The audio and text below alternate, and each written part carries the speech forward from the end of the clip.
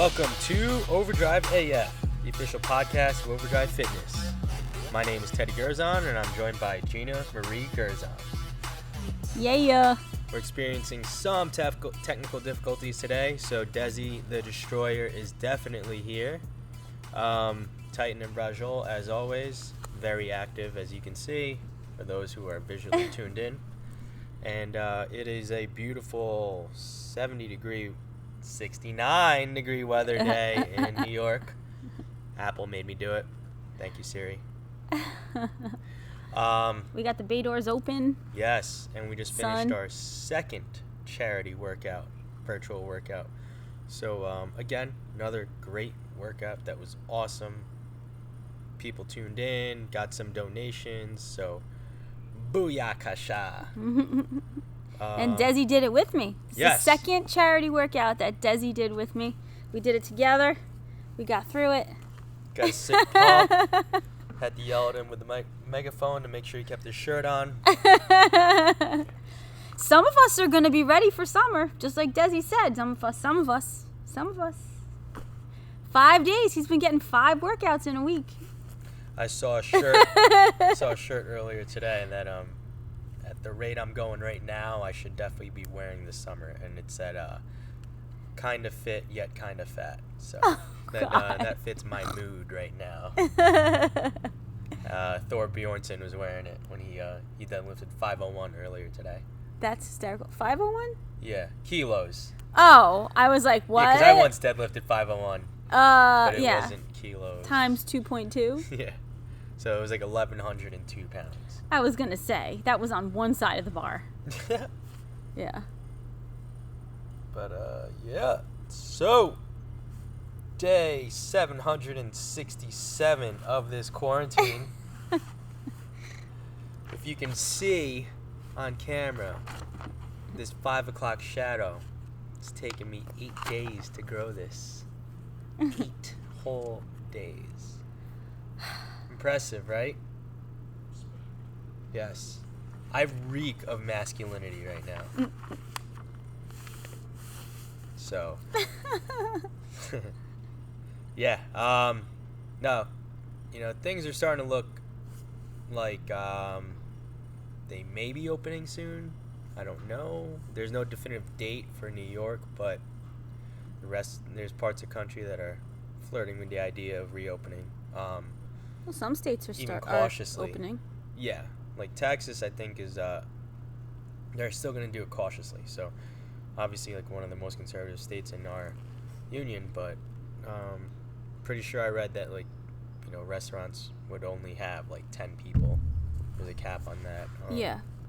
I forget what else they have a limit on, but I think most people that read the stipulations for the reopening of Texas would agree, regardless of how you feel about the quarantine. And I know a lot of people that think we should all still be in quarantine. They read Texas's stipulations. They were like, wow, that's it's hard to argue. That's how cautious they are about it. So I guess even that approach was conservative in and of itself. Pun intended. Boom. Hopefully we're open soon. A lot of people what's up? State reopened parks yesterday. Yes. Yeah. Yes, New York State opened county. Well, the Rockland County opened up county parks, but state-run parks. So like in Rockland, Nyack Beach State Park is not open. Rockland Lake is not open, I believe, but I think Kakiat Park, where we used to take Titan on the dog runs, that's open, but dog runs are still closed. So if people want to hit trails up, cool. Well, I'm sure that they just don't want congregating and masses, the crowds. Like, people's lives are still at risk in a sense. They're trying to do their best that they can. At the same time, we have the economy that needs to be stimulated. There's a lot of people that are out of work right now that they don't have an income.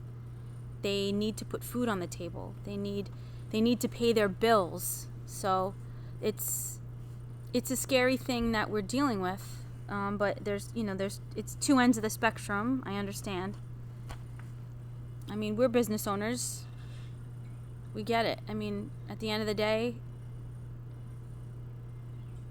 we have to stimulate the economy by putting money back into it. Yeah, the bills aren't going away.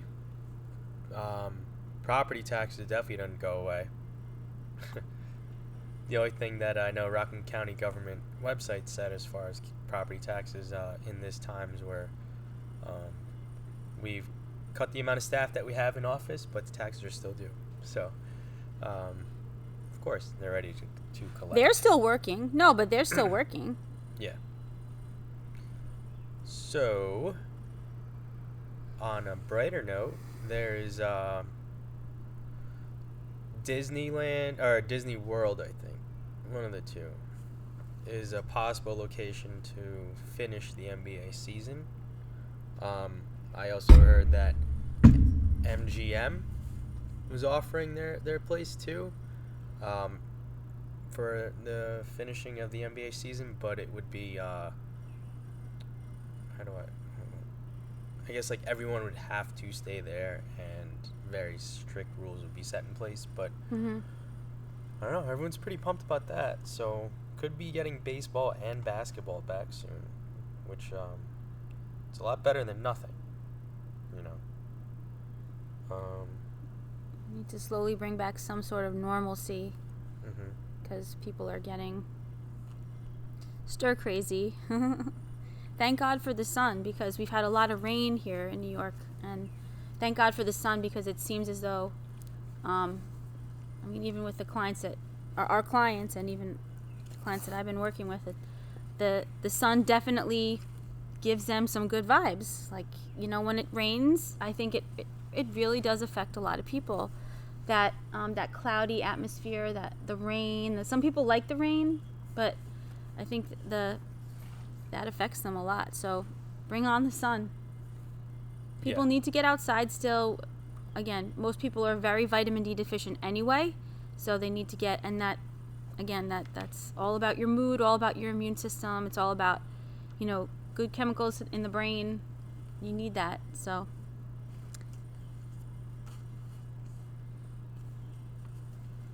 I was about to ask Desi what he's been up to, but he doesn't have a mic, so yell it. he's been doing the workouts. He's getting 5 in a week, right? That's the main thing. It's awesome. What was it you wanted to talk about today? Was there anything? Oh, just like emotional eating or stress eating. Bring it. And then we were talking about that, right, Desi? Right before the podcast started. I mean, I noticed too, I know with a lot of nutritional coaching, there's behavior change and all this good stuff. So I think it's not just when people want to lose weight, or not just when people want to, get strong or put on size or whatever, but even I think a nice amount of the clients that I see too, there's some sort of emotional or stress eating going on, and I think that a lot of times they want to kind of put that more under control. They want to get it more under control, and I think sometimes they have a hard time with that. And I think, and that was obviously before the pandemic happened. So imagine the emotional eating or the stress eating that's probably going on now with this crisis, and all the homeschooling that's going on, and working from home, and I hate to say, but people have been furloughed, people have been let go temporarily. People don't have work right now, or they're working even harder from home, and it's twice the amount of work. So talk about the array of emotions and the stress that's going on within the household, social isolation. So we're not used to this. And I feel like with eating too, right, there's a lot of positive things that eating does, obviously, because it's sustenance, it's energy. It obviously makes us feel good. So it releases all these good chemicals in the brain. So we have these, cascading waves of chemicals floating through the body when we eat. We have all these sensations. Our sight, our smell, our taste, hearing the food being cooked or whatever. Sizzling fajitas. Yeah. So I feel like, there's definitely positives. And I think, when you give in to that, all those sensations too, a lot of different things can happen. So, but it's always temporary. So I think with the stress eating and the emotional eating, it could always fill that void, but obviously that's temporary. So when we spoke about like the brain and habits in one of the first podcasts, and the brain likes patterns, we create habits, and a lot of the time when we go through our day, it's very subconscious. We're on autopilot anyway because the body becomes so used to these habits, and we're so okay. Our alarm goes off, we sit up in bed, or we check our phone, or we go brush our teeth, we use the restroom, we go in the shower, or we put on a load of laundry, or we get the dogs out, or whatever those habits are. So I think sometimes those habits could be positive or negative in a sense that we kind of bring ourselves into that emotional eating or stress eating. So what I think those triggers, like could be certain triggers. So what could those triggers be? Could it be, I don't know, maybe your mother-in-law is calling you on the phone, and all of a sudden I hate to say it, Teddy, but all of a sudden those Girl Scout cookies are calling your name, and then you realize, oh my God, I ate half the box. Oh, I did, well, why'd that happen? So you think about what the triggers are that, could be leading you to that emotional eating or that stress eating, something like that. Or, we have that deadline for work, the fact that, you're homeschooling 3 kids and you're not a teacher, or, your job now has you working from home and you're working double the hours, or, maybe you're out of work right now and, you're trying to keep yourself busy. So you're not getting up at the same time. You wake up, the first thing you go to is a box of cookies, or the first thing you go to is, let's make those frozen pancakes and let's throw on some bacon, or before you know it, you ate half the box or whatever. So, we have these triggers, and we have to figure out maybe what we could do to acknowledge what's going on and then maybe move away from it. So I was thinking, we could, let's just say, we realize, okay, our mother-in-law is calling up, and oh God, what does she want again? Or, oh, I have to homeschool these 3 kids. What do I do? I'm pulling my hair out. All right, so we honor that feeling instead of reaching for the cookies, or instead of, grabbing the bag of chips or raiding the refrigerator. So maybe we find something positive that can kind of take us away from that for a second. Maybe taking a few deep breaths, or going outside and walking the dog, or taking a walk, or going for a run, or doing, getting a quick workout in, or maybe meditating, or maybe it is cooking. Maybe that could be your meditation, is cooking, or going outside and gardening, or trying to take yourself away from that situation and figuring out what's causing that trigger, and then moving away from it, doing something positive and in place of that drink. Maybe take a big glass of water or something, chug it down, things like that. And I think during this time too, this is a very unique time, and I've been saying that, but I feel like we need to be compassionate with ourselves and realize, like, okay, so we had a few cookies, or just honor the fact that you did what you did, and don't make yourself feel guilty about it. We are human. This is a very unique time. You did it, but you can always move past it. So I don't want to get stuck in that place. Be compassionate, be gentle with yourself, and we can always move forward. So try to find those triggers of maybe what might be causing that emotional eating or that stress eating, and try to step back and look from the outside in, and maybe find those one or two things that you can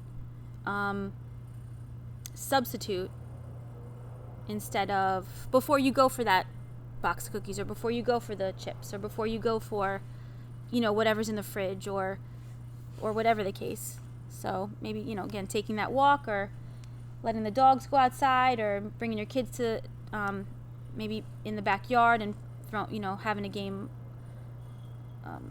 play a game of catch or whatever. So it's like, just trying to figure out what works to kind of retrain your brain, instead of those negative triggers, something positive in place of that. And at the end of the day, we're human. Life is meant to be enjoyed. Food is meant to be enjoyed. Again, it is sustenance. It's energy. There's a lot of positivity that comes with eating and food, and sitting around the dinner table with your family and your friends, and hopefully soon we'll be getting back to that too. So try to spin the negative into a positive. That's what I was thinking about today. Sound good? Yeah. No, I like that. We've been acquiring a lot of new members online, and to set them up on their 21-day challenge, that's one of the things we go over. So, we ask them, what's one thing that you would probably have to name if you thought that's what led you to this situation, being out of shape or overweight. And 9 times out of 10, emotional eating is one of them. Mm-hmm. So it's just stress eating. It's a habit. It's triggered. So I could have sworn I remember reading a while ago that when you are stressed or depressed or anything negative like that, your sense of taste is actually dull. Like, it's like numb. So it's like, you tend to overeat in those situations, because the reason why you grab that sweet, or like those cookies or whatever it is, like, for instance, if you're happy, you eat one Oreo, you're already in a great mood, that Oreo is going to heighten that feeling. Well, if you're emotionally in a in a negative state, and let's say you're depressed, you eat an Oreo, you're already numb to everything else. So now it doesn't taste as good, but you know what it should taste like. So then you throw a second one in your mouth, and then a third, and then a sixth, because you're trying to achieve that euphoric sense that you got when you had just the one when you were happy. So I know that's one way that calories can add up really fast when it comes to emotional eating. But I always try to find positive in anything. Like we've said it so many times before. It could always be worse. So. And even portioning out, like if you're comfortable with, okay, so you know what, I'm gonna have the chips, so put it in a bowl or portion it out or whatever, and be comfortable with, okay, I'm allowing myself to have that. Or you know what, I'm gonna pour myself a glass of milk, if that's your thing, because I know that's my dad's thing. He loves having his cookies and milk. You pour yourself that glass of milk, and you have maybe the portion, the serving size of cookies or whatever that is, and you call it a day, and enjoy it. And there's one thing that I go over with all of the nutrition clients that I work with, is that just being really mindful of breathing. Put your fork down, or put whatever you're using down, or put the glass down, or put the cookie down, and just breathe for a second and actually enjoy what it tastes like. Like, what's going on? What do you taste? What do you smell? What are you looking at, when you're eating the plate of food or whatever the case? Breathe. Let all the sensations happen. Like, enjoy it. Be really mindful of what's going on, instead of mindlessly just, in a sense, just inhaling and shoving the food in your mouth and not being conscious. That conscious eating, that mindfulness, it's a whole different experience when you're more present with that, and like, be okay with it. Don't let it be a negative thing that, oh my God, I just can't. I'm on a diet. I need to lose these last 10 pounds and I can't have those cookies.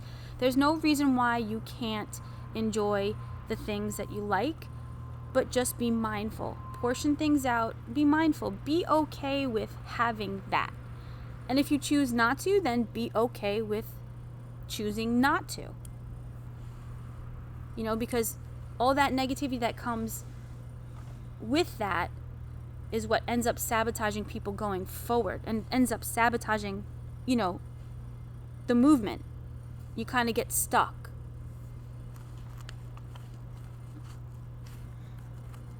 So I felt like that was fitting for what's going on. It's funny that Desi and I started talking about that before. I don't know. I personally can't relate too much to that just because food instantaneously makes me happy. So, I could be in a bad mood, but, you put a sweet heavenly slice full of fat and carbs right in front of my face in the form of, technically it's a salad, but yeah, we all call it pizza. That just brightens my day, so I don't know what to say. And yes, it is a salad because salad's made from veggies and lettuce, which are grown in the ground, and dough comes from flour, which is also grown from the ground, so therefore pizza is a salad. Boom. There you go. You're welcome. And the dairy used to make the cheese on the pizza comes from cows that eat said grass on said ground. Fucking salad. There you go. Genius. See, positivity is a mindset. Optimism is a mindset. That's how it's all about habits. Yeah. Make a habit of finding a workaround, and you can fit anything into your diet. Seems legit.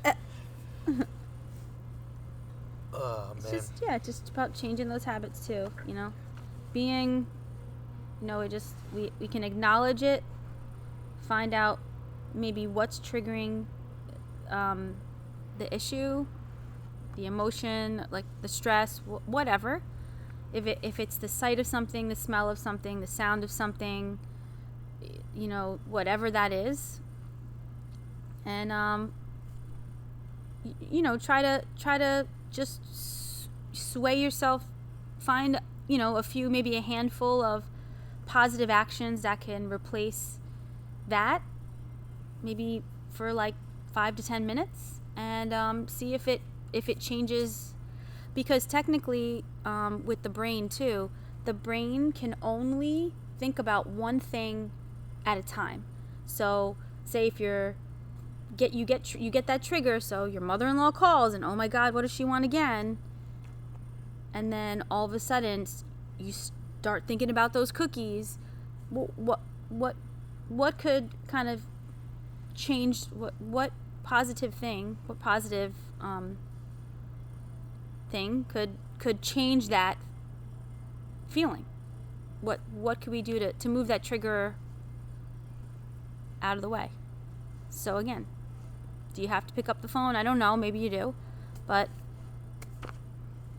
try to give yourself a handful of positive actions, like again, sitting outside in the sun, taking a walk, going outside in the backyard with the kids,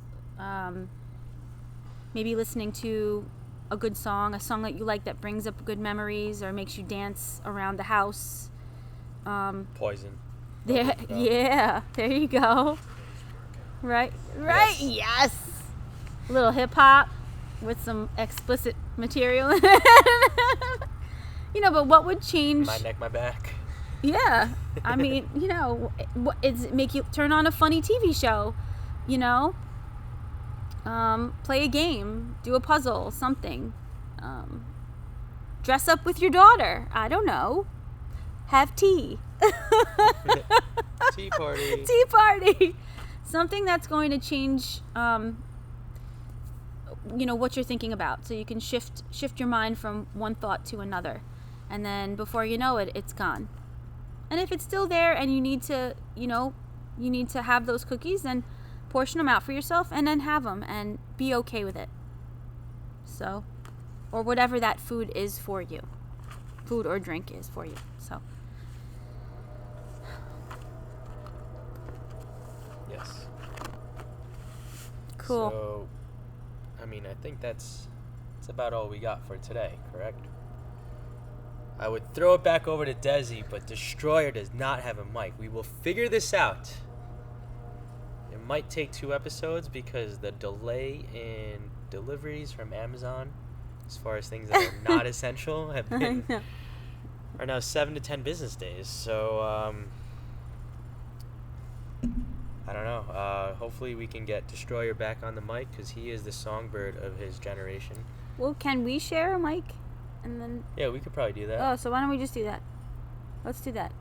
Or we could record. I him mean, through the computer, Desi but was all in the workout, the charity workout today. Yeah. So, we need his take. you know. And last week too. I mean, I think getting Destroyer more vocal in the podcast only increases the chance of having our next guest, The Fray. So, you know, one can only hope. One can only hope. But, you know, signing off. I'm Teddy. We got Destroyer. And, of course, capital G, Whoop, whoop. the wife. We will catch you guys all next week on the next episode of Overdrive AF. Yeah. Thanks for tuning in. Overdrive home workouts, guys.